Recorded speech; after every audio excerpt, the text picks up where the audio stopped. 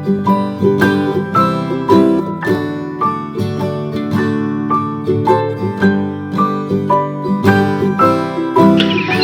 railroad will be a miracle. It will bring great prosperity to all his people.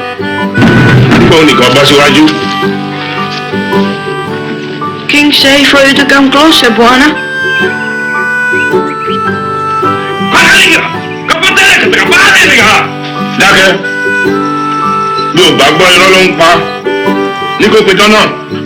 In 1917, at the age of 18, with the aim of joining the British Navy so he could fight, he to settled in London in 1919 and took interest in theatre as a means of survival. Nigerian theatre artist during a ceremony at the University of Calabar.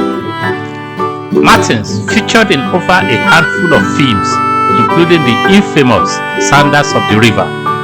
He also explored his skill in circuses and professional wrestling.